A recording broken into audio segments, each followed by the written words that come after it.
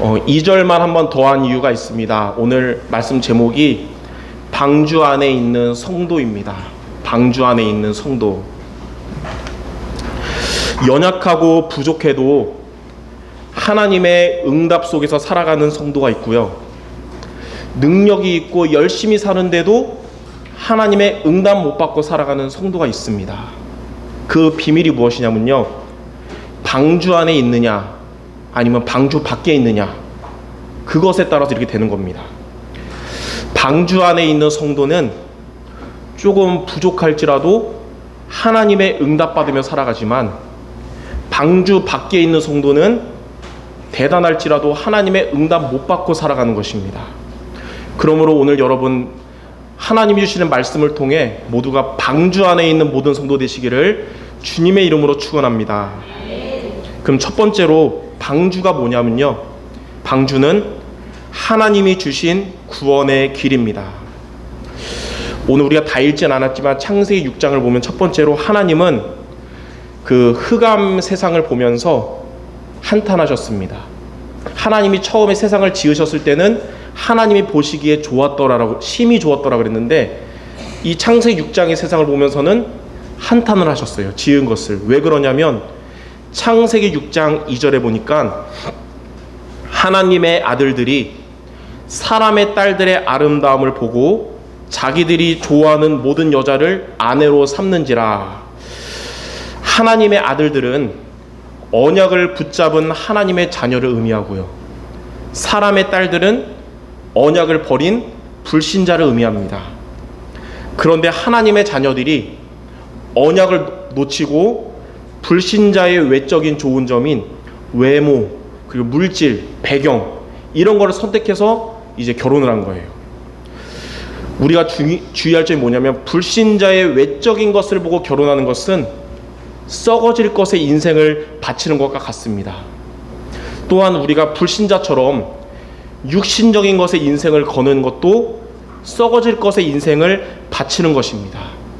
갈라디아 6장 8절에 보면 자기의 육체를 위하여 심는 자는 육체로부터 썩어질 것을 거두고 성령을 위하여 심는 자는 성령으로부터 영생을 거두리라 라고 했습니다. 여기에 대해서 이제 제가 책을 읽다가 딱 관련된 미국의 속담을 하나 찾았어요. 미국의 유명한 속담에 이런 말이 있습니다. 여자의 아름다움만 보고 결혼하는 것은 단지 칠해진 페인트 색깔만 보고 그 집을 사는 것과 같다. 집의 이 내구성이 잘 되었는지, 또 집 내부가 어떤지 모른 채 페인트 그 집 색깔이 내가 좋아하는 색깔이라고 해서 그 집을 사는 것은 어리석고 위험한 것입니다. 결혼도 마찬가지고요. 그 결과 창세기 6장 3절에 하나님은 다음과 같이 말씀했어요. 나의 영이 영원히 사람과 함께하지 아니하리니 이는 그들이 육신이 됨이라. 육신이 됐단 말은 단순히 육신이 몸이 아니라 죄의 영향으로 하나님이, 영이신 하나님이 떠난 상태를 말합니다. 하나님의 자녀들이 언약을 버리고 육신적인 것을 선택한 결과 하나님을 떠난 인생이 된 것입니다. 그런 세상이 어떤 세상이 되냐면 창세기 6장 4절에 네피림 시대가 됐어요. 네피림 시대. 네피림이란 뜻이 뭐냐면 히브리어로 원어로 떨어지다 라는 뜻입니다. 떨어지다. 히브리어 나팔, 떨어지다라는 나팔에서 파생된 말로서 하늘에서 떨어진 자인 사탄에게 장악된 사람들을 의미합니다. 하나님을 떠난 인간의 영과 인간의 인생은 이렇게 예외 없이 사탄에게 장악되는 것입니다. 이처럼 하나님의 자녀들이 언약을 버리고 육신적인 것을 선택한 결과 하나님을 떠난 인생이 되는 것뿐만 아니라 사탄에게 억눌린 인생이 되는 것입니다.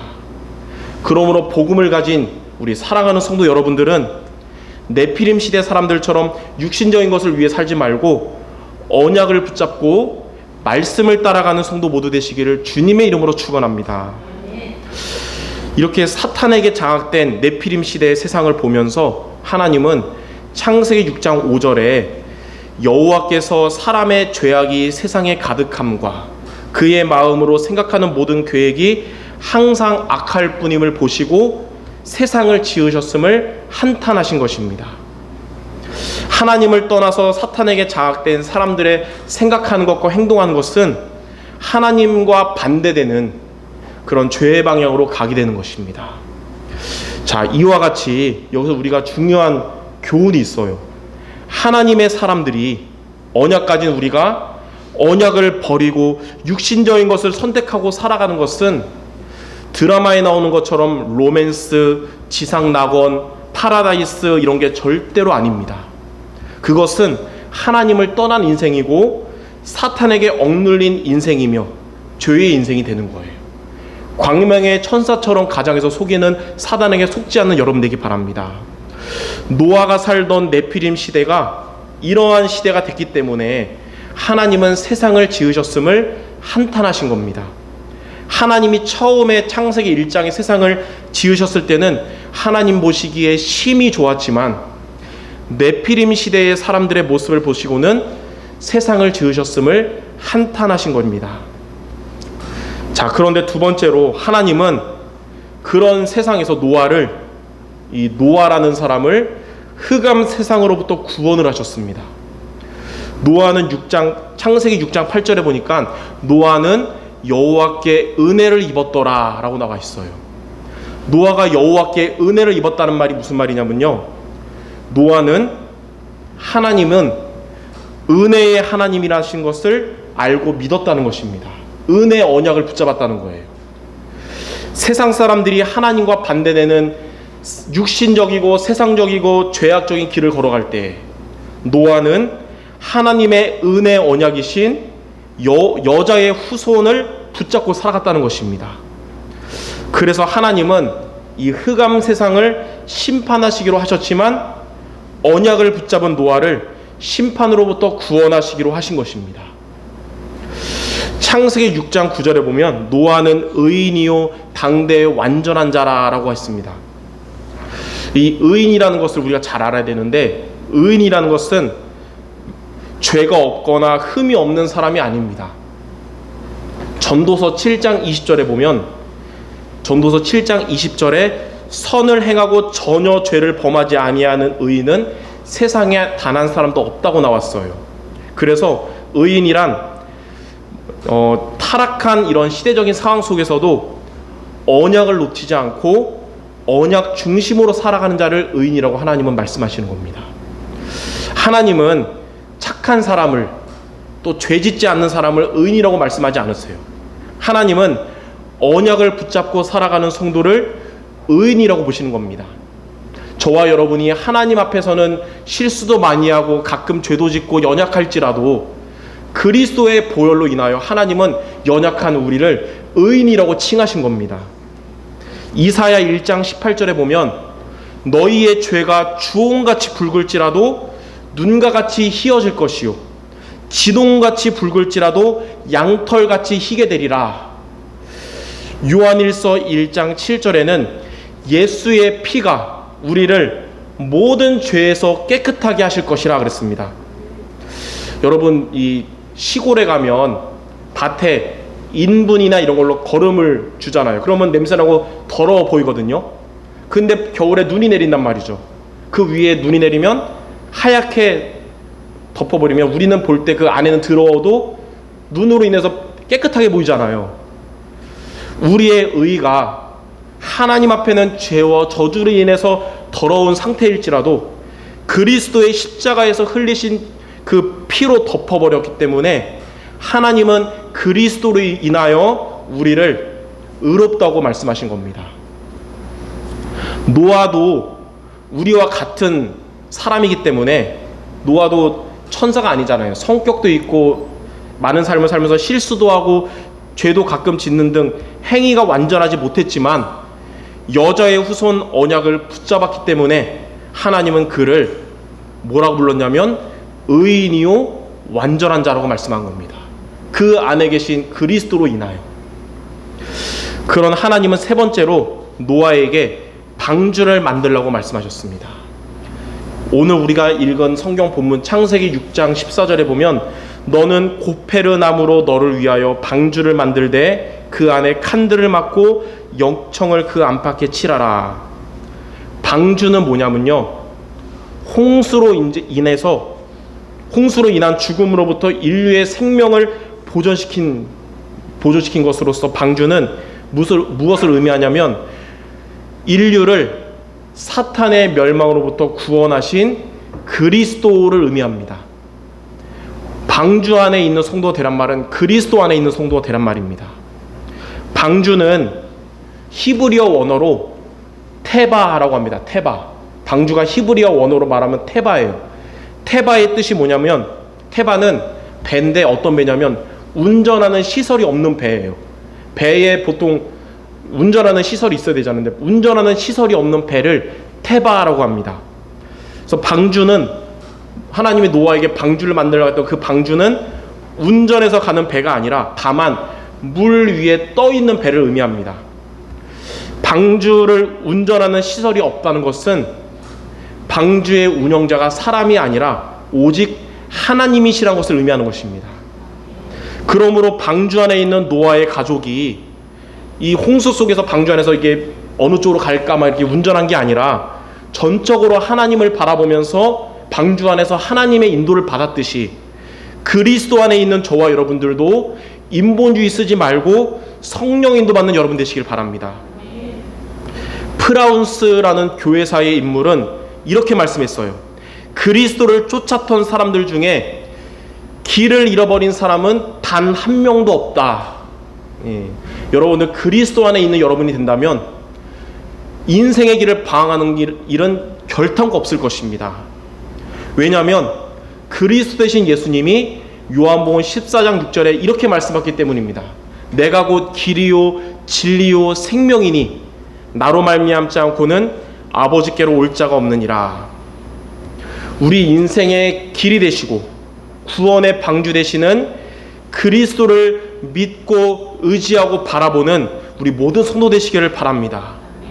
그러므로 오늘 제목처럼 방주 안에 있는 성도는 무슨 말이냐면 그리스도를 믿고 그리스도를 바라보고 그리스도를 의지하는 성도라는 것입니다. 그러면 크게 두 번째로 저와 여러분이 방주 밖에 왔다 갔다 하는 것이 아니라 항상 방주 안에 있는 성도가 되려면 우리는 어떻게 하면 됩니까?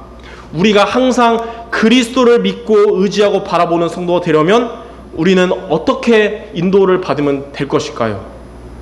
하나님은 이에 대해서 창세기 6장 14절부터 16절에 말씀하신 중요한 세 가지를 우리가 붙잡아야 됩니다. 첫 번째로 하나님은 고페르 나무로 방주를 만들려고 하셨습니다. 창세기 6장 14절에 너는 고페르 나무로 너를 위하여 그리고 내 후손을 위하여 방주를 만들라. 고페르 나무가 뭐냐면요, 보통 나무들은 자르면 세월이 지나면 썩어버리거든요.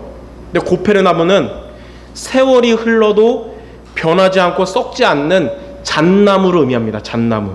이는 무엇을 의미하냐면 우리가 구원받은 구원은, 그리스도의 구원은 세월이 지나도 변하지 않는 영원한 구원이라는 것을 의미하는 것입니다. 히브리서 13장 8절에 예수 그리스도는 어제나 오늘이나 영원토록 동일하시니라. 우리가 처음에 예수님을 영접했을 때 우리 안에 들어오신 그리스도의 능력은 세월이 지나도 지금도 앞으로도 여러분과 변함없이 능력으로 은혜로 함께 하신다는 것입니다. 이사야 40장 8절에는 풀은 마르고 꽃은 시드나 우리 하나님의 말씀은 영원히 서리라. 구원의 방주를 명하신 하나님은 지금도 저와 여러분들에게 구원의 하나님으로 함께하고 계십니다. 십자가에서 다 이루신 그리스도는 지금도 성령으로 우리와 함께하고 계시며 앞으로도 여러분과 변함없이 함께 하실 것입니다.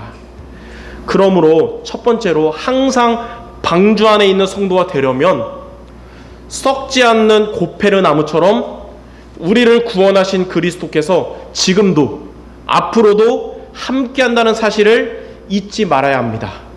이게 첫 번째로 우리가 붙잡아야 될 것입니다. 두 번째는 뭐냐면 하나님은 이 방주를 만들면서 뭐라 그랬냐면 역청을 방주에 안팎에 칠하라고 말씀하셨습니다. 창세기 6장 14절 후반기에 보면 방주 안에 칸들을 막고 역청을 안팎에 칠하라. 역청은 뭐냐면 나무 기름으로 만든 아스팔트 같은 거예요.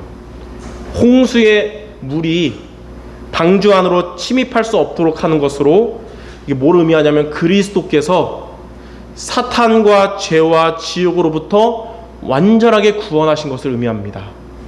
우리가 영접했을 때뿐만 아니라 우리가 살아가는 동안에도 흑암으로부터 그리스도는 우리를 완벽하게 보호하시고 지켜주신다는 것을 의미하는 게 바로 역청의 의미입니다. 역청이 방주 안에 홍수의 물이 들어오지 못하게 한 것처럼 그리스도의 대속의 보혈은 저와 여러분을 사탄과 재앙과 지옥으로부터 구원하셨습니다. 지난주에 강단에서 말씀했던 성경 구절을 보면 레위기 17장 11절에 생명이 피에 있으므로 피가 죄를 속하느니라. 히브리서 9장 22절에는 육체가 피로써 정결케 되나니 피 흘림이 없은즉 사함이 없느니라. 그리스도의 보혈은 저와 여러분을 죄에서 자유하고 그 어떤 재앙으로부터 보호하시는 것입니다. 베드로전서 1장 18절 19절에는 베드로가 이것에 대해서 이렇게 우리들에게 말씀했습니다. 너희 조상이 물려준 헛된 행실에서 대속함을 받은 것은 은이나 금같이 없어질 것으로 된 것이 아니요 오직 흠없고 점없는 어린 양 같은 그리스도의 보배로운 피로 된 것이라. 그러므로 두 번째로 항상 우리가 방주 안에 있는 성도가 되려면 홍수의 물을 막는 역청과 같이 그리스도께서 우리를 흑암으로부터 완전히 지켜주신다는 사실을 붙잡아야 됩니다. 자, 세 번째, 하나님은 방주의 창을, 방주 배잖아요. 창을 위에 내게 하셨습니다. 위에. 창세기 6장 16절에 보면 방주의 창을 내되 위에서부터 한 규빗에 내고라 그랬습니다. 여러분이 상식적으로 알다시피 보통 배는 이 창을 어디에 두냐면 옆에 두잖아요. 옆에. 근데 하나님은 방주의 창을 옆이 아니라 위쪽에 대라 그랬어요. 위에 꼭대기에. 왜 그럴까요? 창이 만약에 옆에 있으면 홍수 속에서 방주 안에서 방주 밖을 보면서 아마 두 가지 마음 중에 하나가 들 겁니다.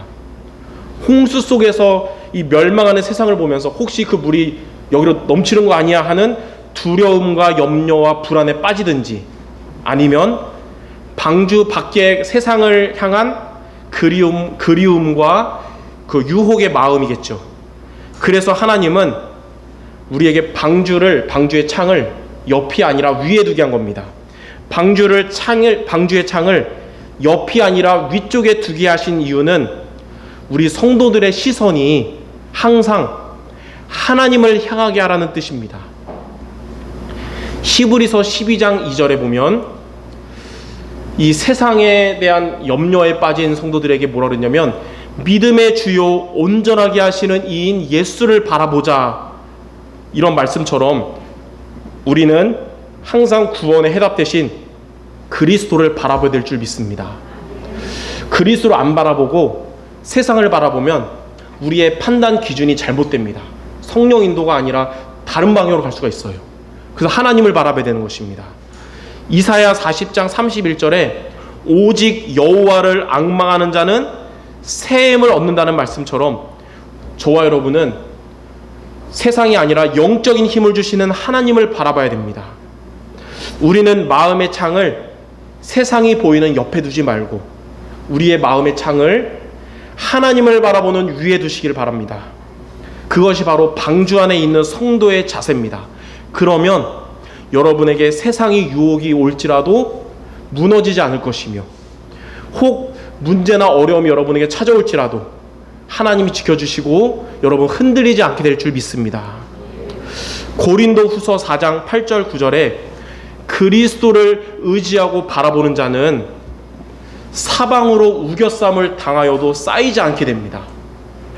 그리스도를 의지하는 자는 답답한 일을 당하여도 낙심하지 않게 됩니다. 그리스도를 바라보는 자는 혹 박해를 받아도 버림받지 않습니다. 다시 말해 하나님이 여러분을 절대로 버리지 않는다는 거예요. 그리스도를 붙잡는 자는 거꾸러뜨림을 당하여도 망하지 않게 되는 것입니다. 그러므로 항상 방주 안에 있는 성도가 되려면 방주의 창을 위에 둔 것 같이 우리는 세상을 살지만 그리스도를 의지하고 바라보는 성도가 되어야 될 줄 믿습니다. 자, 네 번째로 이렇게 항상 방주 안에 있으려면 어떻게 하면 되냐면 복음의 말씀 안에 있어야 됩니다. 복음의 말씀 안에 있어야 됩니다. 복음의 말씀 안에 있는 것이 바로 방주 안에 있는 것입니다. 방주는 구원의 길 되시는 그리스도를 의미합니다. 그리고 방주는 네피림과 같은 또 홍수와 같은 이런 흑암 세상으로부터 속에 있는 바로 교회를 의미합니다. 그래서 우리는 교회의 예배를 통해서 그리스도의 말씀을 붙잡는 것이 항상 방주 안에 있는 비밀인 것입니다. 강단을 통해서 말씀을 붙잡는 것이 그래서 피제사를 드리는 것이며 이게 바로 예배를 승리하는 것이고 하나님이 받으시는 예배인 것입니다.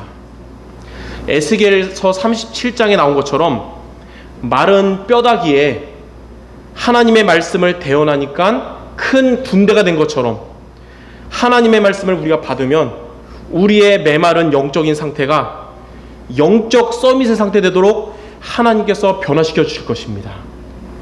에스겔서 47장에 보면 성전에서 흘러나온 물이 죽어가는 생명들을 살렸듯이 하나님의 말씀은 우리의 상태도 살리고 또한 여러분이 기도하는 기도 대상자들, 전도 대상자도 살리게 될 줄 믿습니다. 성막 중심으로 살았던 출애굽한 성도들이 가나안 땅에 입국했고요. 가나안 땅에서 성전 중심으로 살았던 성도들이 그 가나안에서 메시아 운동을 했듯이 복음의 말씀과 강단의 말씀을 중심으로 살면서 항상 방주 안에 있는 성도 모두 되시기를 주님의 이름으로 축원합니다. 그래서 저는 한 주간 우리 성도들 놓고 한 가지를 놓고 집중 기도했습니다. 매일 하나님, 우리 성도들 이런 문제 있고 저런 문제 있고 이런 갈등 있고 저런 갈등 있을지라도 한 가지가 되게 없어서 항상 방주 안에 있는 성도 되게 없어서 그럼 나머지는 하나님이 가장 좋게 역사하실 거예요. 그래서 오늘 여러분 세 가지, 첫 번째 뭐냐, 변치 않는 잣나무처럼 그리스도는 변함없이 나와 함께 하십니다. 두 번째는 뭐냐면 역청과 같이 그리스도는 어떠한 흑암으로부터 여러분들을 지켜주실 것이다. 세 번째는 방주의 창을 위에 두었듯이 그리스도를 의지하고 바라보아야 됩니다.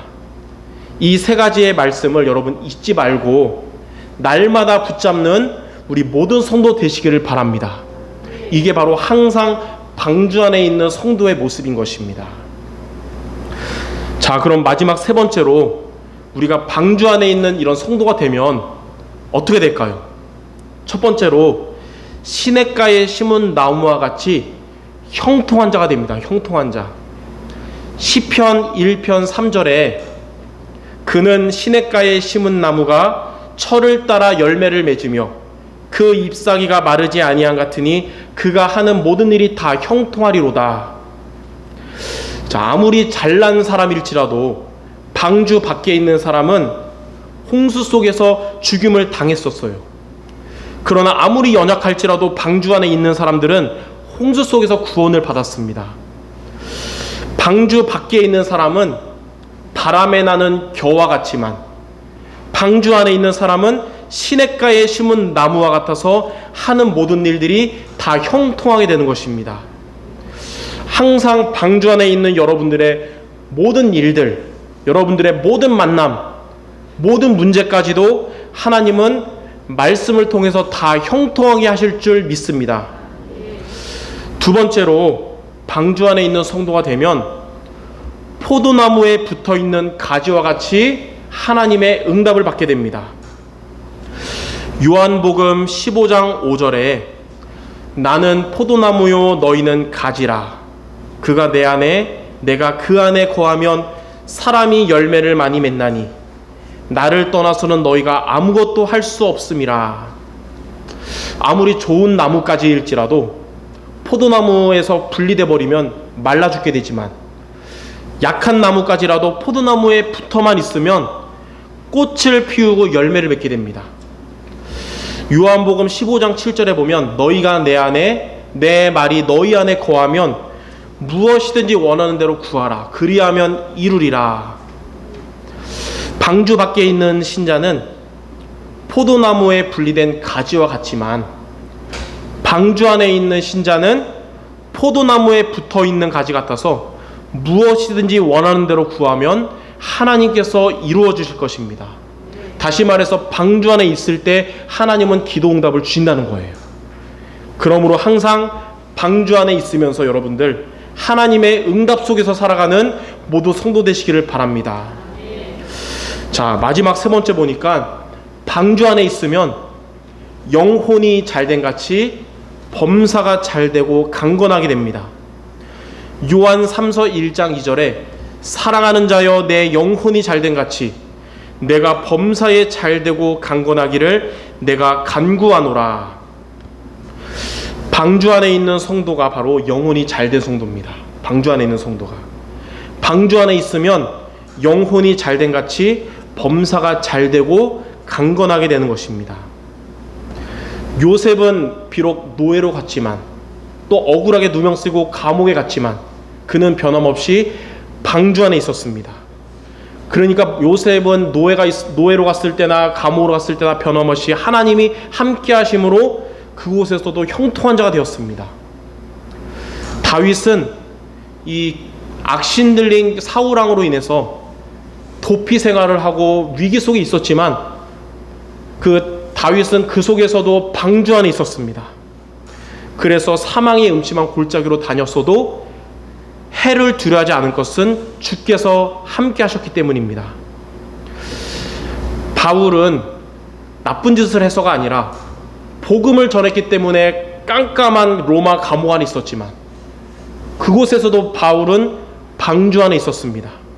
그랬더니 하나님이 주시는 능력으로 감옥 밖에 있는 자들을 살린 것입니다.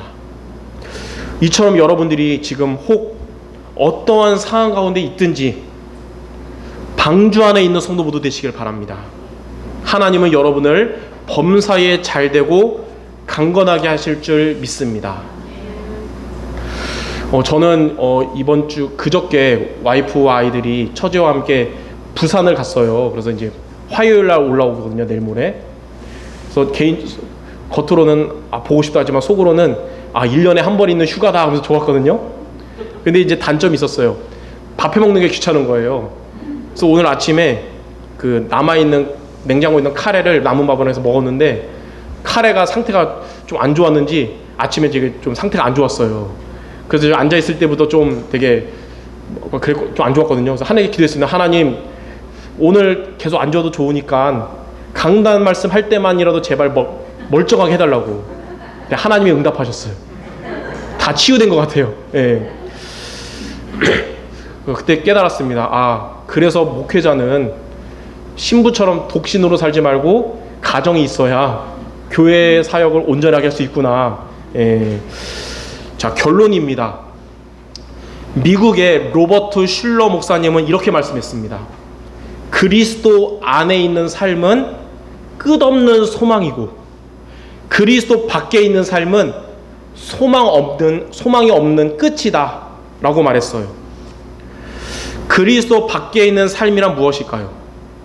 언약을 놓쳐버리고 과거의 상처에 발목 잡힌 삶, 언약을 놓쳐버리고 오늘의 현실에 염려, 근심, 걱정하는 삶, 언약을 놓쳐버리고 미래에 대해서 불안해하는 삶, 이런 것이 바로 그리스도 밖에 있는 삶입니다.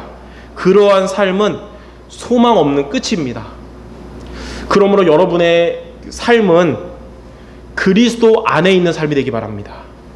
그리스도가 주인 되는 삶, 그리스도께서 주시는 능력으로 살아가는 삶이고요. 이 그리스도를 증거하면서 영혼을 구원하는 삶, 그러한 삶은 끝없는 소망이 여러분에게 오게 될 것입니다. 방주는 그리스도를 의미합니다. 오늘 말씀 제목처럼 항상 여러분들 어디에 있든지 어떤 상황이 오든지 방주 안에 있는 성도 모두 되시기를 주님의 이름으로 축원합니다. 이 끝으로 가는 날이 장날이라고 이 행정명령 떨어지고 어려운 시기에 토요일 날 결혼하는 이 황자영 집사와 최대호 집사 준비하고 모든 결혼하는 과정이 방주 안에서 진행되시기 바랍니다. 그럼 하나님은 가장 어려운 시기에 유일성의 응답을 주실 것입니다. 방주 안에 있는 모든 성도 모두 되시기를 주님의 이름으로 축원합니다. 기도하겠습니다. 하나님 감사합니다. 하나님의 은혜로 우리를 그리스도 안에 방주 안에 있는 성도 되게 하심을 감사드립니다. 우리가 세상을 살아가면서 우리의 마음과 생각이 방주 밖에 벗어나지 않고 항상 방주 안에서 형통하고 응답받고 영혼이 잘되고 범사가 잘되고 강건한 축복의 발걸음을 걸어가는 우리 모든 성도 되도록 주님이 역사하여 주시옵소서.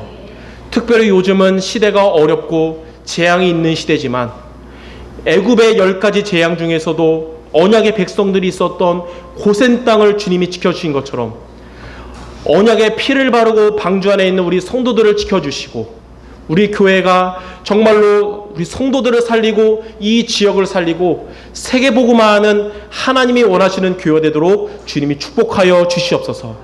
모든 말씀 우리 주 예수 그리스도의 이름으로 기도드립니다. 아멘.